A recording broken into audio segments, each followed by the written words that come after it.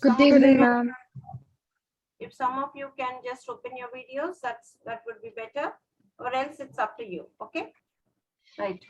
Now, a very good evening to all the virtual students who are present here in this meet, right? So let us now, let me take the privilege of introducing you to Mrs. Vicki Hale.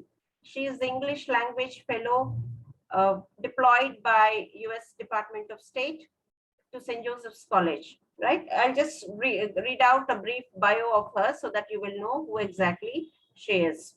So Mrs. Vicki Hale has been teaching at St. Joseph's College for Women since August 2019. The day when she entered into college in 2019, she started kicking the ball where all the courses are, which she actually imparts, are designed by her.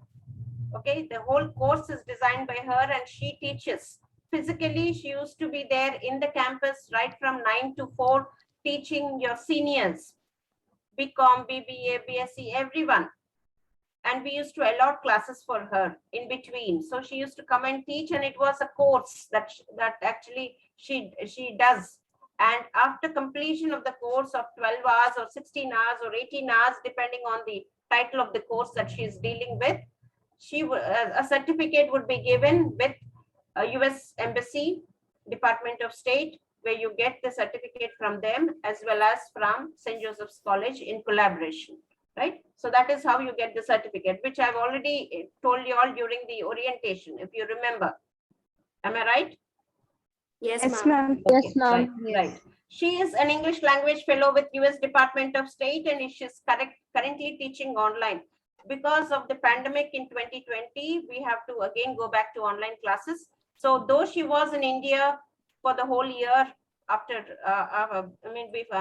during the pandemic, she started teaching, taking classes through online, through the Zoom meet only. And many of the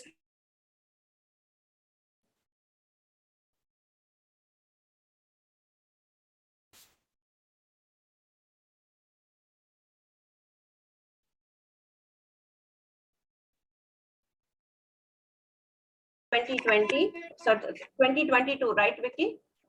Yes, something happened to my And computer. 2022, she would be back again. That's what the US consulate says. So let us hope that she'll be back again in the campus, because all of us are deadly missing Mrs. Vicki Hale.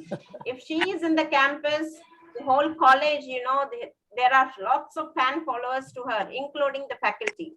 They keep talking to her. They just, and the way she carries herself as a typical Indian is even more very much enthusiastic to see. Okay, you always see her in saris. You never expect an American wearing a sari, but she always comes to college in a sari. Okay, that is what she is. She holds an MA degree in TESOL and World Language Education, and she loves teaching employability, communication, presentation skills, which are actually the core subjects that courses that she has designed personally, right? And that is what which actually helps the English proficiency of each student. It's not only that we are offering these courses for the SJC students here, but we are also trying to spread it out across the country. And we have students from SR Government College, Amritsar, who are also part of this program, and we offer these courses to them, and Vicki is handling it very well with them. So we have Geetham students, we have AVU students, we have Bulaya students earlier also in the courses, and that is how the whole the course goes on, right? And today she wants to talk to you all on a brief introduction of what is a language, English language, and how can you just be as an online learner, what are the do's and don'ts, and she will just give you the whole overview of English language itself, right? And she will also tell you about the courses that she is doing here, and the SJC Language Center, which will actually give you an insight of all these aspects. Over to Vicki. Okay. Thank you. Thank you, Dr. Sudha. And I want to just try to give you a few tips on how to make the most of your college days and years, okay? So without further ado, let's go ahead and start.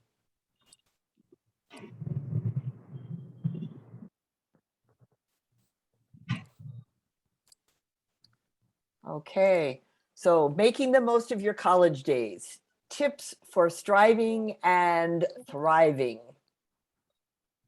So Mahatma Gandhi once said, by education, I mean an all-round drawing of the best in child and man in body, mind, and spirit. So when we talk about making the most of your college, when we talk about getting a good education, we're not just talking about your mind and your knowledge. We're talking about becoming a better whole person. So I want to just first briefly give you some overall tips about balance, motivation, and your dreams. Okay, so let's talk first about balance, because your responsibilities with the things that you do include fun. So you don't want to just be always studying. There is so much more to life, but you want to find the right balance. So make sure that you learn about time management, and that means finding out your priorities, prioritizing the difference between urgent and important, what needs to be done right now, what can be done in the week to come. So you want to also schedule reflection time, fun time, family time. Okay, make sure when you're making a list, if you're a list maker like I am and my husband is, I put in there times to do these simple things so that I don't forget. Otherwise, because I love to work, I just would always work and be on the computer. So I need to make lists and manage my study time. Then you need to think about your motivation. And this is important, not just, and tomorrow, actually for faculty around India, I'm talking about English proficiency. And it's not just about learning grammar. You need to think about the cultural aspects and what motivates you, because motivation is intertwined with priorities and balance. You have to discover your values. Now, values are not just what you believe. Values are the things that you put your time and energy into, okay? So there are intrinsic motivations. Those are the things that are inside of you. Internal rewards, something you do because you want to make your parents proud, because something is required of you. And there are extrinsic motivations. Those things that challenge you to earn praise and rewards and recognition and benefits, and one day a financial benefit. So think about what motivates you. What motivates you to achieve the things that you want to achieve? Because there'll be such a sense of satisfaction when you complete something that you have longed for, something that you have yearned for. And the third thing is I'm a great believer in dreaming dreams. I don't believe that we should always live in just that dream world. But I do believe that you need to know what your dream is, that you need to discover it. And that often comes from that time of reflection that I talked to you about, scheduling reflection time, because you need to think about whether you're achieving those things that that God has called you to, right? So make realistic goals to move towards your dream. If you have an idea of where you'd like to be in 10 years, then sit down and write down the steps that you need to take in order to get there. Because the steps may lead to something else.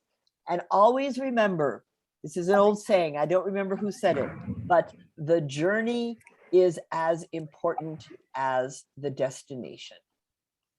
The journey is as important as the destination. So those are some overall picture things that I want you to keep in mind. But I also want to talk to you now about short-term practical ways of making the most of your collegiate experience. Okay, short-term practical ways. All right, the first is tutoring. Now, you could be a tutor or you can receive tutoring. depending on what you need. And also, I'm going to mention in just a little bit about the SJC Language Center, but I'll just mention it briefly here that we have a new tutoring initiative. So if you find that your English is lacking somewhere, contact me through our website or through our email address and see if you can find, we have, right now we have 8 tutors and we will soon have 11 tutors who are volunteering their time to help you through some of the things that you might be struggling with. But there are other dimensions of tutoring, and this could even mean asking someone to proofread something that you have written rather than just turning it in. It might be in math, it might be in language, it might be in science. So seek help and offer your own help. Perhaps you're really good at something and you could offer to tutor somebody else who might be struggling. All right. So keep that in mind for tutoring. Now let's move on to your course materials. I'm a believer in saving throughout college. I know I'm a terrible saver. And then when I had to leave India, I had to leave all of my stuff behind. And fortunately for computers, I have a lot of it. But save your course materials and your notes, because you never know when you'll need to refer back to something. Okay, just a little piece of advice there. And also learn note-taking skills, all right? I'm not going to take a lot of time, but I just want to play a little video for you because there are 2 types of note-taking skills that you need to learn. And the first is called Cornell. Let's just play a little bit of this video too.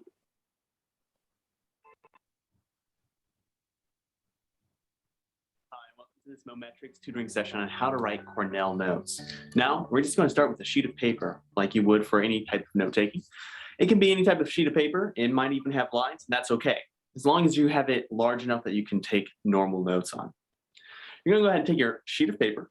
Now divide it into 4 quadrants or sections, just like this. Make sure you have only a little bit at the top, enough for maybe 1 or 2 lines at most.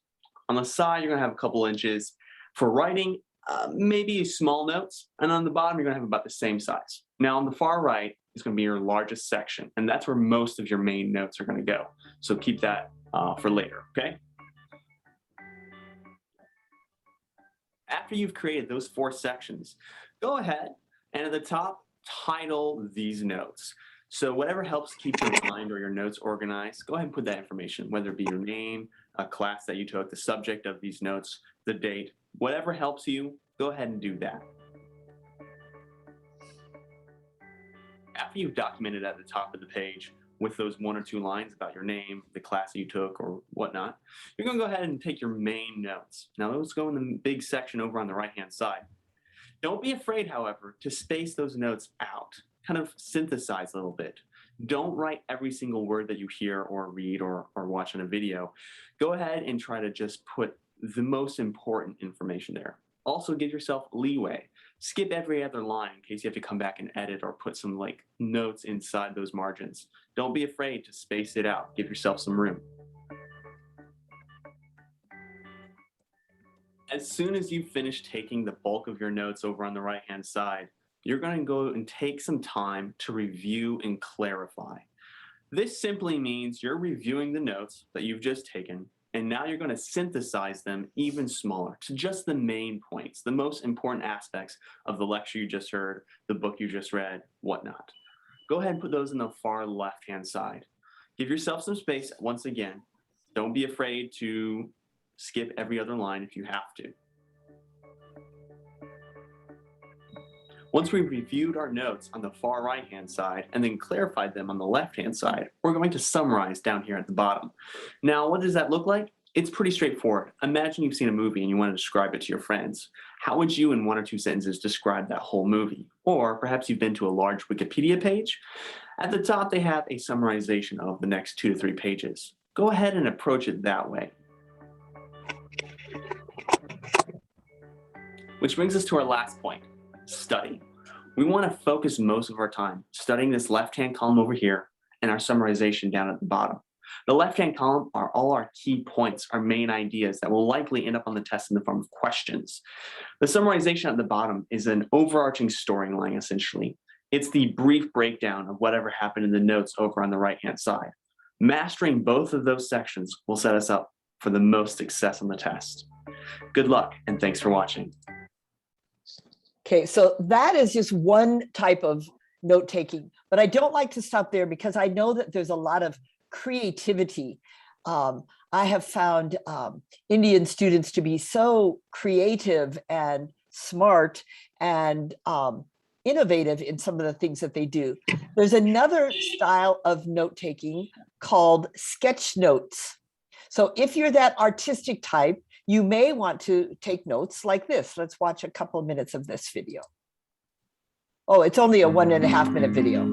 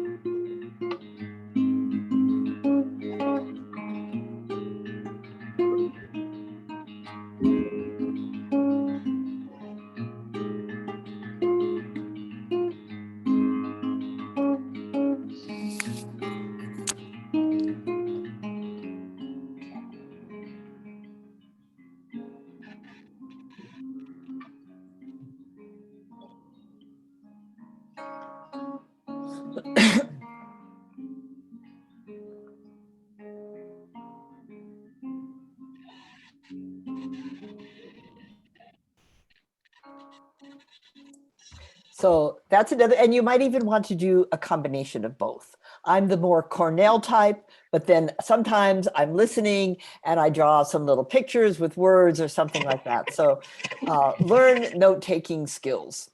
All right, the next little piece of advice that I want to give you is to get involved in extracurricular activities. Okay, now, of course, you want to find the balance, but you can't be all work and no play, because you learn so much by interacting with other people. And there are some wonderful clubs and things at the college. Once again, I'll mention the Language Center. I'll give you some more information about that in just a moment, but we have a guest lecture there whenever there is. So just like today, attending this workshop is going to hopefully help you with getting involved in things and learning time management and balancing everything. So this is my introduction, but I'll talk about it in just a little bit, our SJC Language Center. Okay, here's my team. These are all graduates of St. Joseph's College for Women. All right, so also, I want you to keep in mind that you need to have an open mind, okay? Have an open mind. The dictionary defines open-mindedness as a willingness to try new things or hear and consider new ideas, okay? It's an example of an open-minded person is somebody who listens to her opponent in a debate, right? To see if the information makes sense and if she can maybe change somebody's mind, okay? So be open to new kinds of people, which just being here today, you're being open to a foreigner. Music, ideas, hobbies, it helps you to grow and it helps you to develop. Okay, it doesn't mean when you're listening to somebody, it does not always mean that you have to believe what they believe or that you have to change your opinion about something. But if you're willing to listen, then you are loving and accepting without judging. All right. So now some very practical advice. Find out what your teachers expect. All right. So yes, you always have a syllabus when you start a class, but there's more, you know. Do they expect you to come to class every day? I know I do, but maybe in some courses, it's not that important. Do they expect you to be on time? You know, I'm a very punctual person, and my students know if they come 5 minutes late, I've probably already started with something, maybe even an interesting and fun warm-up. So punctuality. Do they expect you to complete all of your assignments on time? So be prepared every day. Do you need to bring your textbooks, your paper, your pen, a pencil to class every day? And also always ask for clarification when you are not sure about something. It's so hard for a teacher at the end of a course, somebody says, well, I didn't do that because I didn't understand it. So don't let that happen. Ask for clarification. You can say, excuse me, I didn't quite catch that. I'm sorry, could you repeat that more slowly? Kid in my, I think you're writing on the screen here. It probably was just an accident, but could you remove that? If I remove it, it will stick my PowerPoint. So you could say, I still haven't quite got that. Would you mind repeating it again, please? I'm sorry, I don't understand. What does, and then fill in the blank, this mean? Kid in my. You're using your annotation on your Zoom screen. Okay, I will erase it. Okay, but that means it freezes my PowerPoint. So hold on, I have to go back again whenever I have to erase. So, okay, so ask for clarification. As somebody once said, the only dumb question is a question that you don't ask. All right, so Google Meet or Zoom, it doesn't matter. Be on time, mute your computer, use the chat button. Don't write on your teacher's PowerPoint. That's a joke. Participate and enjoy. You know, yes, it's unfortunate that I can't be there in person and that sometimes your classes won't be in person, but at the same time, it's a wonderful opportunity to learn more, to get to know people in a different way. So don't regret, and use the chat button appropriately, by the way, saying good morning, but then don't do a lot of chatting in the chat because your teacher may want to use it for something else. I, in fact, use the chat for my attendance, okay? So learn how to handle e-learning. You're not completely online anymore, and so some of these things won't be quite as important. But if you should happen to have to go back online for some things, encourage yourself. Write your classmates notes. Don't give up. Ask for help. All right. Set up a study schedule. That helps you to balance your time. Take notes. Don't multitask when you are in class. Probably some of you are, it's very possible that out of all of the students who are here with us right now, some of you are doing something else while I'm speaking, and you'll miss so much if you multitask. So don't multitask. Set yourself high standards, because you then will become an autonomous learner. And that's your lifetime goal. An autonomous learner is somebody who can learn on their own. Don't ignore little mistakes. Learn from them. Correct them. Turn your experiences, good and bad, into learning opportunities. Okay? Be accountable to somebody, whether it's a classmate or a teacher or even your parents. So tell them that you want them to ask you how you're progressing. How are you doing? Also, just as Dr. Suda said, turn your video on from time to time. You know, think about, put yourself in the teacher's shoes. she needs some time to see a face, to know that she's not just teaching to a little black screen with a name on it.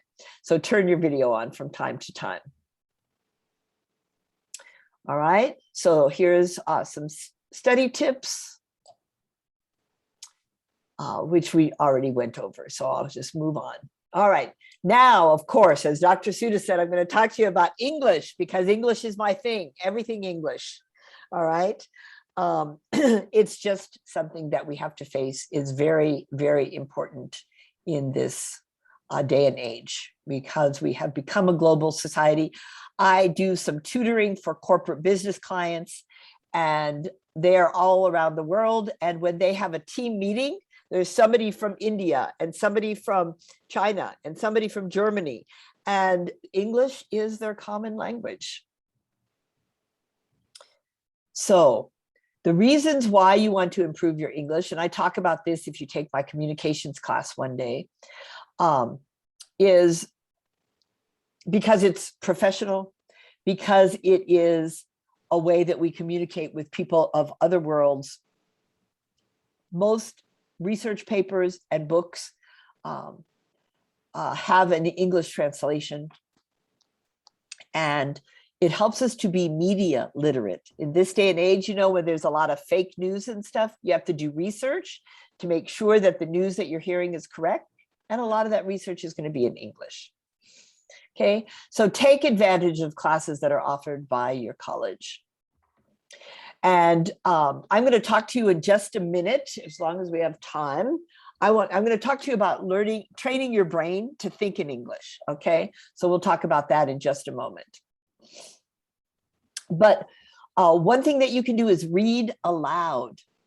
So you can sit and read your history book or your literature book quietly, but reading it out loud is going to help because when you use more of your senses, your speaking and hearing and seeing, you remember things better and you become better at what you're doing. So use the right materials. Sometimes we try to watch something or learn something from a book that has a higher level than your English, and then it's like climbing a ladder and you skip a rung, you might fall, so you'll miss something. So use the right materials that your teachers are recommending to you. I also suggest that you keep a little English diary, just a small little notebook where you can write new phrases, new words that you're learning, words that you've seen and you didn't understand what they meant. So an English diary or journal. And learn to find your own mistakes. So after you've written something, read it to yourself, but then read it out loud, because sometimes you'll hear mistakes that you don't see when you're writing something. There is a free version of Grammarly, and I do recommend it. You don't have to do the paid version, but at least the free version helps you with a little bit of punctuation and words and prepositions and things like that. All right, and above all, don't plagiarize. Okay, so I want to stop and pull up a different,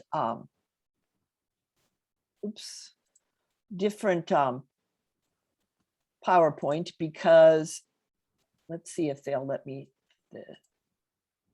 there, because I want to talk to you about plagiarism a minute. It's very important.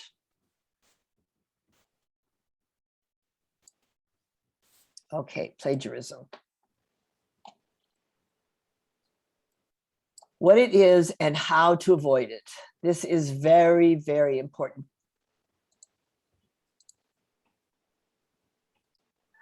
Okay. The Merriam-Webster dictionary defines plagiarism as stealing, passing off ideas and words of somebody else as your own words. Okay, so it means using another's production without giving credit to the source. Okay, it's like committing literary theft. Okay, plagiarism is presenting as new and original idea or product that is derived from an existing source. Okay, and I know that I've heard people say, well, it was so good and I couldn't say it any better, so I just wanted to use their words. And it's fine to use other people's words. We just want to give them credit where credit is due. Okay, so all of the following are considered plagiarism: turning in someone else's work as your own, copying words or ideas from someone else without giving credit, failing to put quotation marks, giving incorrect information about the source, changing words but copying the sentence structure of a source without giving credit, copying so many words or ideas from a source that it makes up the majority of your work. So you see, all of these things, I didn't make those up. I'm giving credit here to where I got this information. And it's the same thing. Whether you say a person's name and they said something and you put them in quotation marks, or whether you put an asterisk and a footnote, you need to give credit. Okay, so follow these 4 steps to ensure your paper is free from plagiarism. Keep track of the sources. Whenever you're doing research, I usually get out my little note cards and write down where I'm getting this information in case I need to go back to it.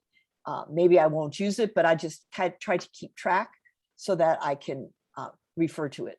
Paraphrase or quote from your sources, and then add your own ideas. Credit the original author in an in-text citation and reference list, and use a plagiarism checker. You can use Grammarly for that. You can also just use Google. Many times when I think, oh, I don't think this student wrote this. This is too academic or something. So I'll just copy it and put it in the Google search. So there are ways to check if you're not sure. And your teacher will check, all right? We are not going to watch this video right now, so. Okay, also keep in mind that you need to learn punctuation in any essay that you're writing, okay? Let me just give you the most common mistake that I find. For example, here's a sentence. It was my first day, so I went early. When I entered the classroom, There's several mistakes in this sentence.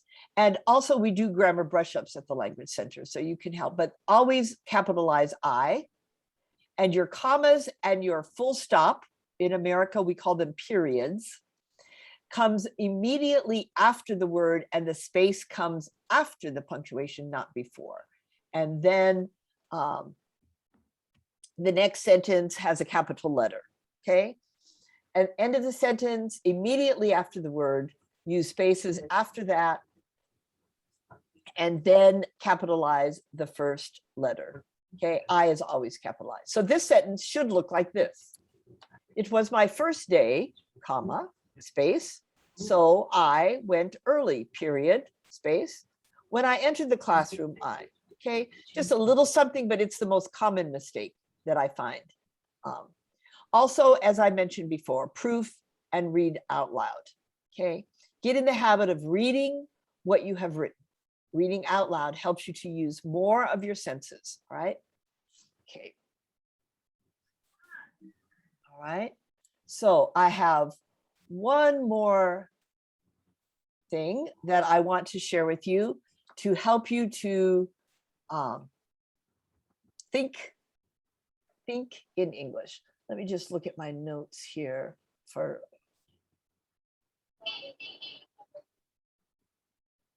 Okay, I talked about keeping an English diary. All right, so before I go to the Thinking in English PowerPoint, I want to encourage you not to be afraid to tackle your English grammar weaknesses, okay? Don't be shy about wanting to polish your English. It's such an important thing, and there are lots of ways to do it. I read once, listen to this quote, "Poor grammar often reveals laziness and a lack of respect for the reader. It's the literary form. It's the literary form of bad manners and exposes the writer as someone who isn't and exposes the writer as someone who isn't serious about the craft. Okay, so if you're an author or if you're going to write essays in college, and you are, okay, you need to do everything possible to win your reader's heart, whether it's one day an audience around the world, or if it's just your professor who's reading your paper. Not to mention grades, you know, grades are important. So when you are distracted, when the reader is distracted by grammatical errors, it takes away from the content. I try so hard to make sure that I'm focused on the content, but sometimes the grammar takes away from the content. Okay, so refresh yourself. And we have tools at St. Joseph's College for Women. So, all right, so let's, before we go to thinking in English, I want to talk about the Language Center.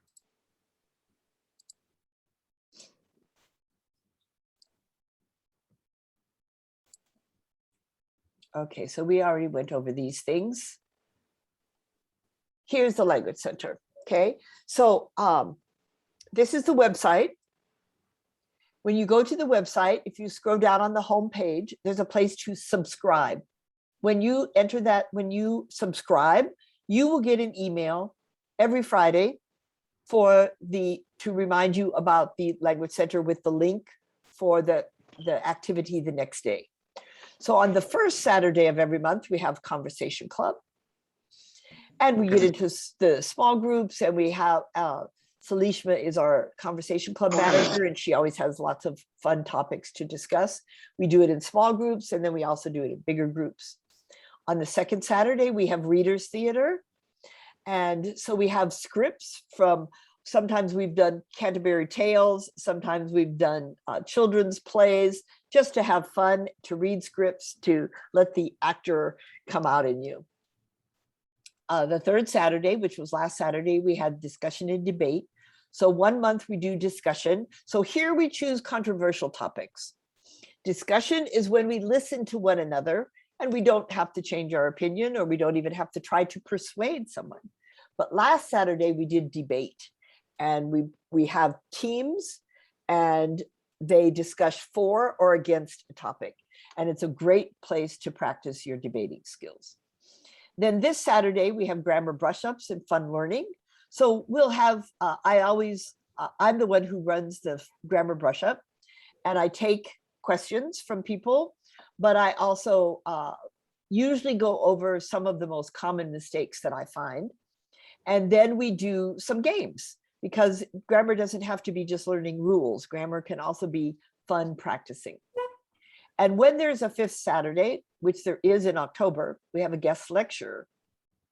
And this, the fifth Saturday of October, we have the Regional English Language Officer from New Delhi as our guest lecturer this Saturday, the 30th of October. So take advantage of the SJC Language Center. It's there for you, for your friends. If you have friends in another city, they can come. And that's the beauty of online.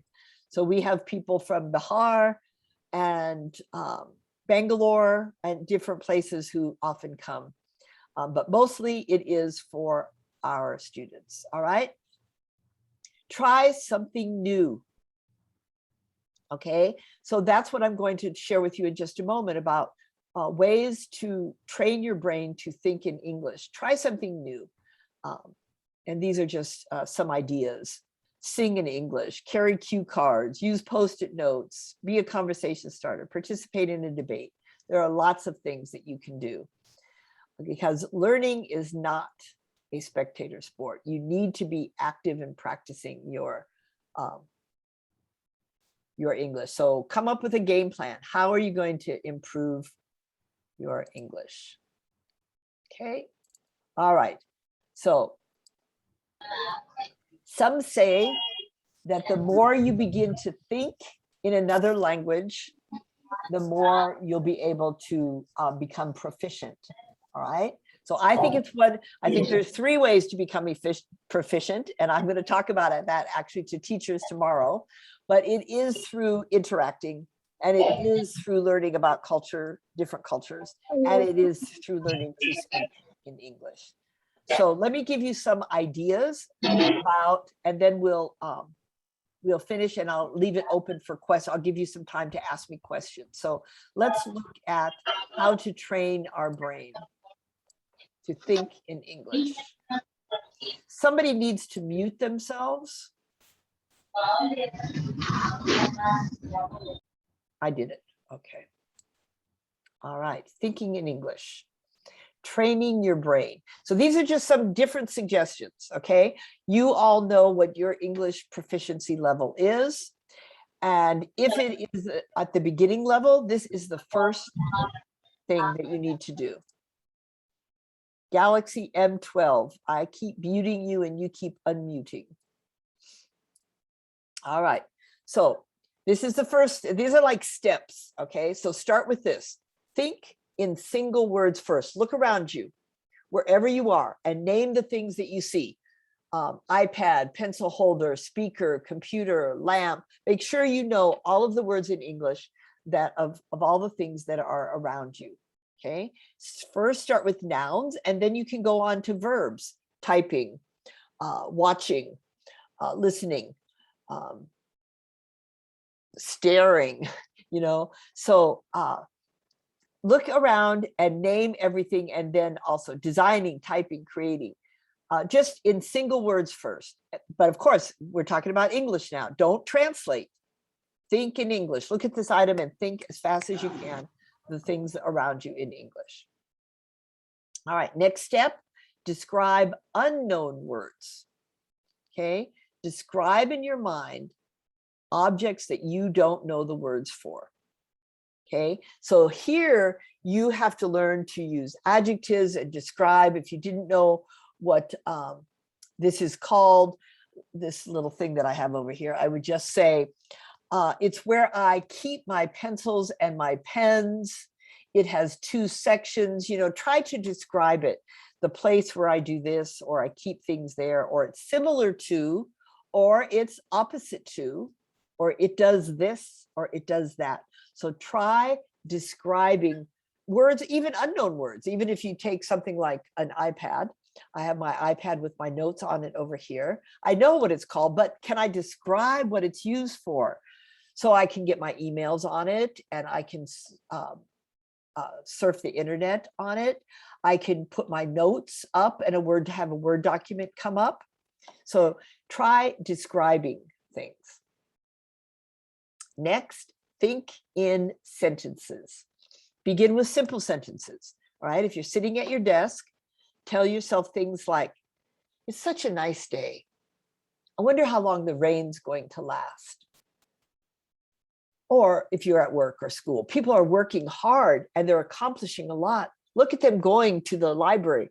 Just start by thinking in sentences. Move on to then more difficult sentences. Try to say what you want to say to people in your head without thinking too much about if it's correct. And then think it out loud. Describe your day. Okay, there are different ways to do this, from beginning level to more advanced level. Okay, beginning level, describe your day using simple present. Intermediate, describe using past or even past continuous. This morning, while I was eating breakfast, the phone rang. My phone rang, okay? So, and then more advanced level, you can think about outcomes. You could use the conditional. If it rains today, I won't go to school. Or if it rains today, my internet might not work. Or future perfect. By the end of today, I will have finished my English homework, all right? Or you can use other various tenses and aspects of verbs, all right? You can use sequencing. When I eat breakfast, I think about my day. Then I will brush my teeth and get on the bus and go to school. I know it seems very elementary, very simple, but these are ways, once you begin to describe these things in English, you begin to start thinking of them in that way. Instead of thinking in Telugu or thinking in Hindi, you're thinking in English. And you can involve others in your description. Now you're going to think in conversation. Imagine yourself speaking to someone else and ask the questions and think of the answers. Let's say the imaginary person asks you a question like, what did you think of the award show last night? How would you answer that? I thought it was a fantastic program and so many comedians, and imagine the conversation and practice it in your head. In English now, we're talking about English. You can do this silently, but as you all know, I recommend as much as possible to speak out loud. So sometimes you just have to go into your bedroom or your bathroom, close the door, and just practice. And sometimes some people will write out a conversation in English, and then they'll read it and practice it out loud. So you begin to think about, what are you and your best friend talking about? And maybe you were speaking in Telugu when you talked about it, but imagine it in English, what you would have said and what she would have said. Take notes in English. I have seen people listen to an English lecture and write in their native language. But if you want to start thinking in English, you're going to want to take some notes. 5 to 10, keep an English journal. Use a dictionary, an English dictionary, and write your words and phrases in that journal. Okay. Notes help you remember the situation in which you needed that word. Okay. Then it makes it easier to recall when you are in that same situation, maybe at a computer store and you're trying to describe what's wrong with your phone and you can't find the words, right? So you can write some of those phrases in your journal, and next time you have to describe something, you'll be able to recall those words. Practice every day. I usually recommend people just say, okay, from 4 o'clock to 4:15 every day, I'm going to practice English. So you may practice grammar one day, but even when you're practicing grammar, read your grammar lessons out loud. Maybe I'm going to practice reading or writing or listening, but practice something for 15 minutes a day. Okay, because then you're making it a habit. And when it's a habit, you remember to do it regularly, thinking in English. So finally, don't use a bilingual dictionary. Use your English to English dictionary.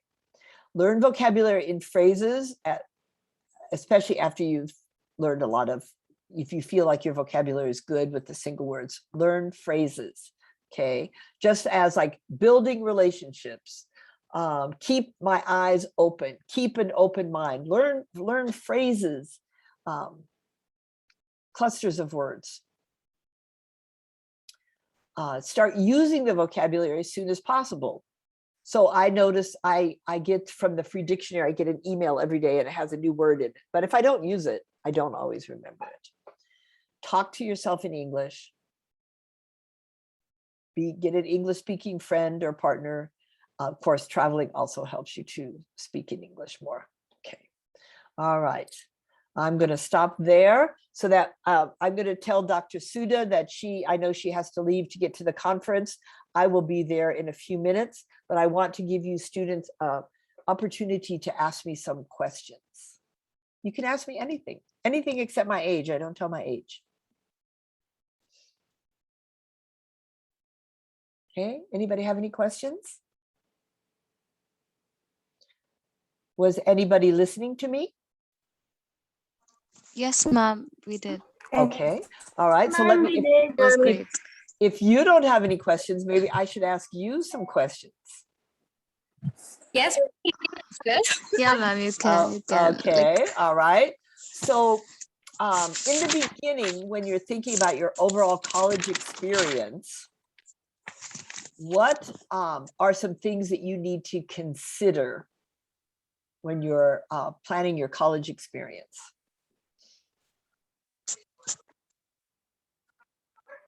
You can raise your hand. You can use the reactions down here and go like this. See how I Maybe have my we'll hand make a raised? note of. Yes, ma'am. Go ahead. Go ahead, Rebecca, was that you? Yeah, yes, ma'am. Maybe we can make a note of how we want to plan things. You know, make a note of things and then go about the things you've written. Yes, I think that's a good idea, planning and scheduling and making lists, because then you can remember what's important to you and what's not so Yeah, important. when you make a list of what you want to do, you never forget. Yes, yes. I'm a list maker, so I agree with you. Yes. Yeah, yes, ma'am. What are the two different kinds of motivations that you have?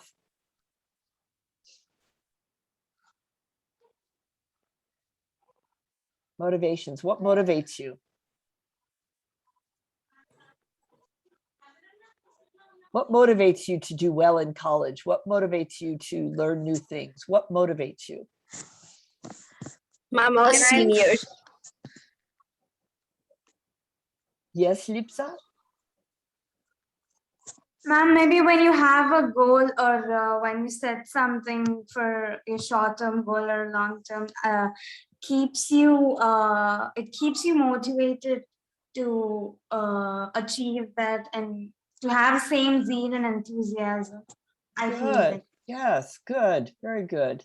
So a goal, pursuing a I goal. think maybe the feeling to actually get on par with everybody around you and trying to be the best sometimes motivates you to actually do stuff. Okay.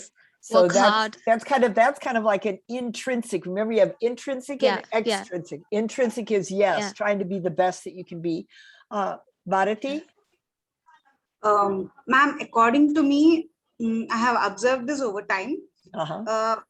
Most of the lecturers who are very, very close to the students end up interacting so well that the student finds interest in that particular subject, even though they were not so specifically interested about a topic in the starting, but because the lecturer is so close to them and teaches them so well, it just motivates them to get go above all the other students. Okay, so relationship might be a motivation. Yeah. Yes. Uh-huh. It has happened to me many, many, many times. Okay. So I strongly believe that it motivates me. Okay. Maheshwari? Yes, ma'am. For me, it's experiences and situations that happen around us, like whatever may happen around us, that motivates us in a positive way. Like even it is happens in a negative way, it motivates us in a positive way. Take that in a Okay, so that would be an extrinsic, right? Different situations, different people around us. Good. Okay, Pragati? Ma'am, I think being positive will help the most to be motivated. Okay, being positive. Okay, that's a good intrinsic motivation. Good. All right. So any other questions or comments or criticisms for me and before I sign off?